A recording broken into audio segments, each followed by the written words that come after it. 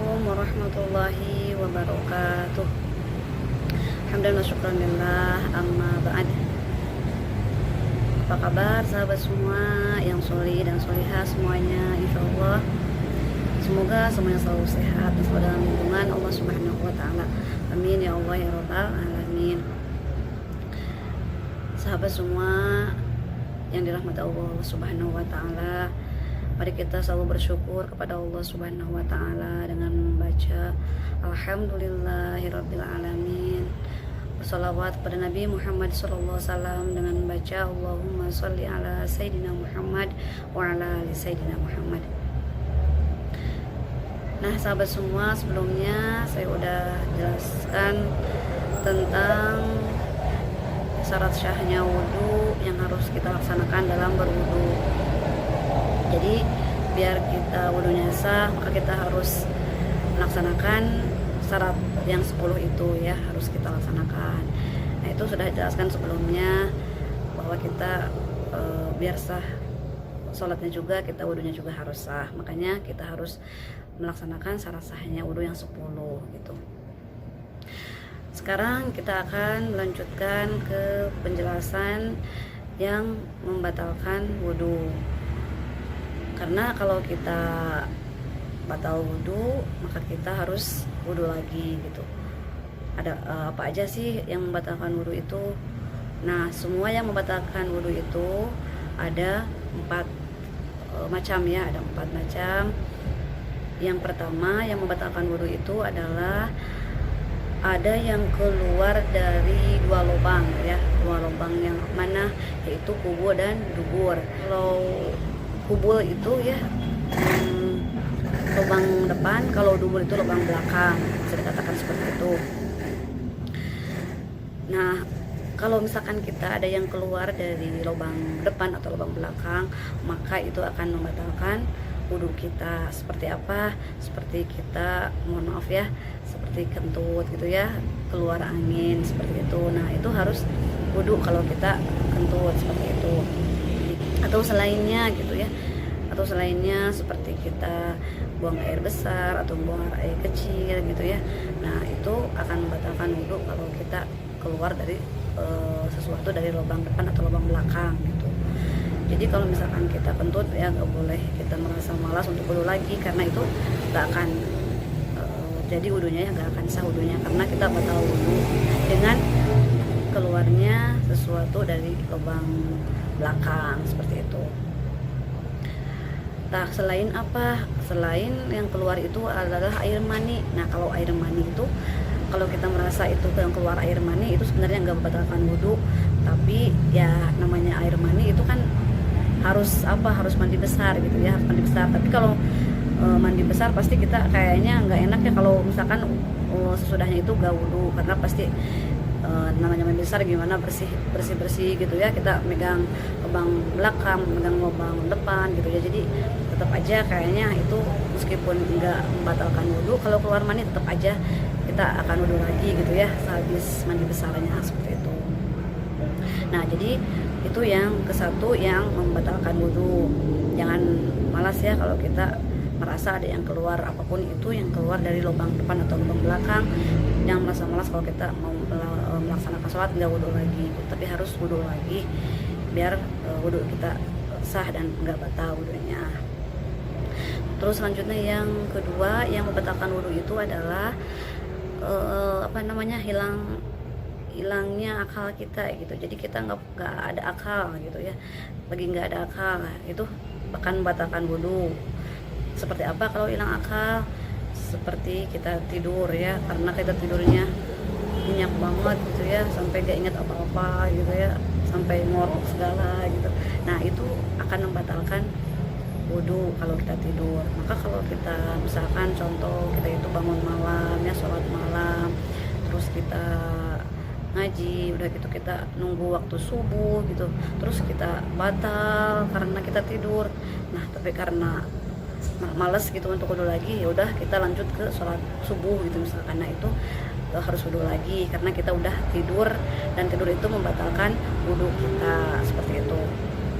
Itu yang membatalkan wudhu kita, berarti kita harus wudhu lagi kalau setelah tidur, atau selain tidur seperti pingsan atau apalah yang mungkin akan hilang akal kita karena sesuatu hal itu, seperti itu.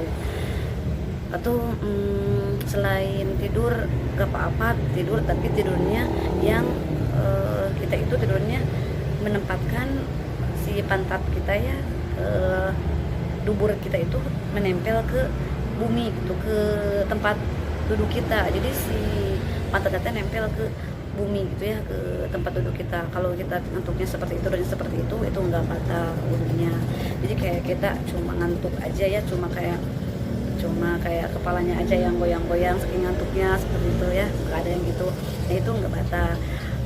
Beda kayak kita kalau tidurnya sampai tiduran berbaring gitu ya, itu mah batal wudunya. Tapi kalau tidurnya sambil duduk dan itu menempel si pantatnya ke tempat duduk kita, itu gak batal.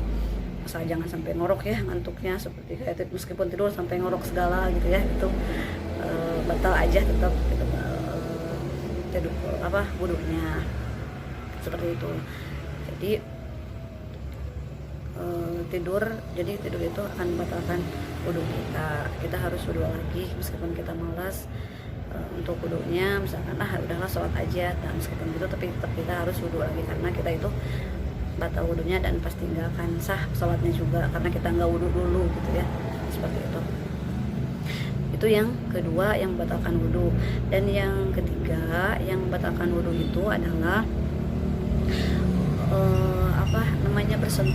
bersentuhannya atau megangnya kulitnya laki-laki kepada kulitnya perempuan gitu ya. Jadi nempel si kulitnya laki-laki sama perempuan, dan juga kulitnya itu menempelnya kulit laki-laki dan perempuan itu udah pada gede, udah pada dewasa ya orangnya gitu. Jadi kayak udah balik, dia juga berakal, dan juga dia itu udah pada gede, udah kalau nempel tuh kayak udah ada syahwatnya, seperti itu. Nah itu membatalkan wudu. Dan juga selain udah pada gede, udah dewasa, dan juga dia itu orang lain gitu ya, bukan muhrim gitu, maksudnya yang kayak bukan orang tua, bukan adik kandung kita atau kakak kita, seperti itu, bukan seperti itu gitu. Dan itu kalau yang orang tua atau adik atau kakak kita itu nggak batal wudunya. Nah kalau yang lain gitu itu batal wudunya. Tapi kalau kita bersentuhan atau kita menempel tangan laki-laki dan perempuan itu batal wudunya, kita harus wudu lagi, seperti itu. Nah itu pun kalau misalkan menempelnya itu kayak nggak ada halang-halang, tapi misalkan kita udah wudu, kita udah mau sholat, ternyata kita bersentuhan tangan laki-laki sama perempuan dan udah pada gede ya, udah dewasa. Nah tapi kalau ada halang-halang nggak akan batal wudu. Misalkan ada kain ya, ada halang kain meskipun tipis kainnya, tapi kalau ada halang-halang nggak akan batal wudunya, nggak apa-apa. Yang penting nggak boleh kulit sama kulit nempel gitu, seperti itu. Nah itu yang ketiga yang membatalkan kepada wudu. Dan yang terakhir adalah yang keempat. Yang keempat yang membatalkan wudu itu adalah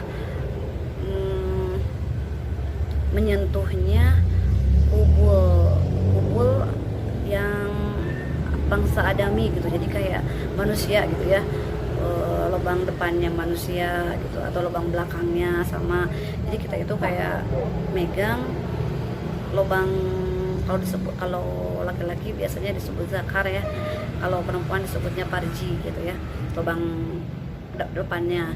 Nah kalau perempuan, kalau kita udah wudu terus kita megang lubang depan ataupun lubang belakang, maka itu batal wudunya.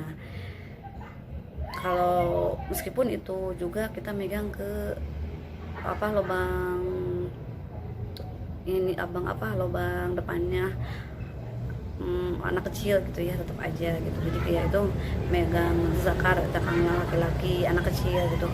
Pokoknya mau anak laki-laki, mau yang udah meninggal, pokoknya kita megang lubang depan